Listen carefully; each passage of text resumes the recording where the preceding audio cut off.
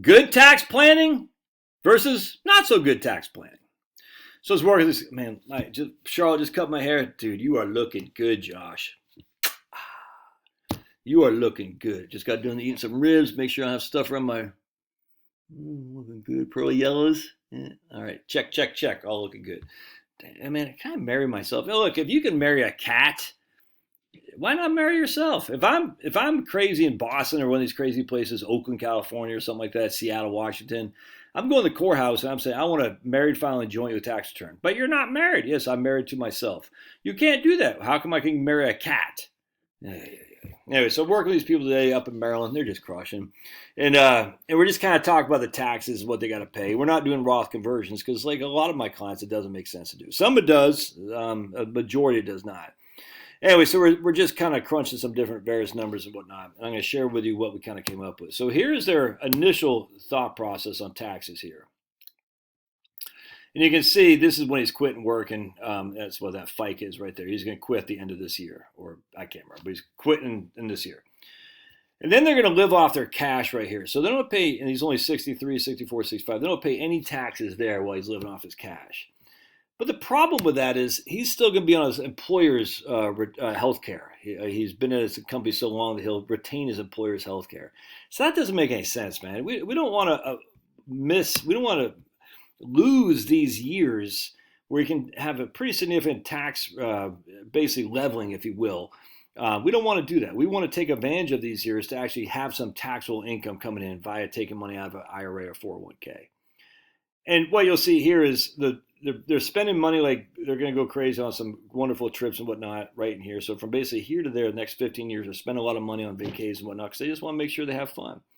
And then when it falls off, then the RMDs kick in right there, and you know basically a 20% effective tax rate between Maryland and Trump, basically for the rest of her life until he's going to die 4 years before she, and she's going to have 2 years of assisted living money, we think, which is significant tax deduction right there. So anyway, that's not ideal because they're not on Obamacare. We don't want to lose these years of low taxes, especially when we can do this instead right here.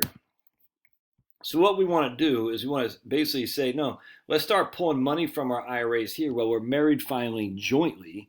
That way, when you're 82, we'll call him Jim Bob, basically you hardly have any taxes yet to pay anymore. I mean, you'll be in an 7 to 8% effective. These guys got, mid 7-figure IRAs roughly. Yeah, above mid 7 figures. Anyway, so I'm sitting there now. Just let's start pulling the money out, because we don't need to be tax free because we're not going to be on Obamacare. We just don't. On top of that, we got to worry about IRMA's kicking in here too, and we want to make sure IRMA doesn't hit us. And you can't really see the expenditures, but up in here, some IRMA's going to hit. We don't want that. Now, are they going to get hit with IRMAs right here? No, they're not going to make enough to get hit with IRMA. It was close, but they're not making enough. And we don't want to take enough out of the IRA to put them in an IRMA consequence. That would make sense. But basically, we're kind of right on that borderline. We're going to have enough income to basically minimize our IRAs in the future, but not so much income that we're going to be subject to IRMA. And again, IRMA is the penalty you got to pay for if you have too much money for your Medicare premiums, Part B and Part D. We don't want that. So what's happening here is we're saying, no, let's go ahead and leave the surviving spouse, again, he's going to die right there, with less income tax, and then right here, less income tax, and on top of that, less to our surviving kid as well.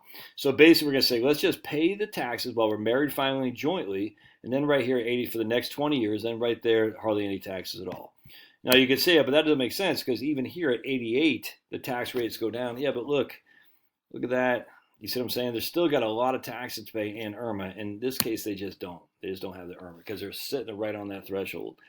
And on top, there's less they're going to leave to the surviving spouse in terms of widow's tax wrap. Remember, the guy could die or she could die right here. I mean, they could die anytime. So if the husband or wife dies too soon, then the widow's tax wrap hits them massively, and they wasted all these years of married filing jointly. Anyway, so instead of doing Roth conversions, I just tell all these people basically, say, hey, just start pulling money from your IRA, your pre-tax. No reason to do Roth. You don't want to do this if you're on Obamacare, I grant you. but no reason to do that to avoid paying the tax. Just pay the tax. Give to Caesar what's Caesar. Give to God what's God's. You know what I'm saying? And that way, in the future, you don't have to worry about a Will's tax trap. You don't have to worry about your kids inheriting a big tax bill either. Even in this case, you'll still be around what I call them, Jim Bob. And at some point in your mid to late 80s, you won't hardly have any taxes to pay either. And so it's a win-win-win. Now, is it perfect? No, because we're dealing with taxes. We don't know what the future holds in taxes. We just don't. In fact, in this scenario, I'm assuming the Trump tax bill does not get extended.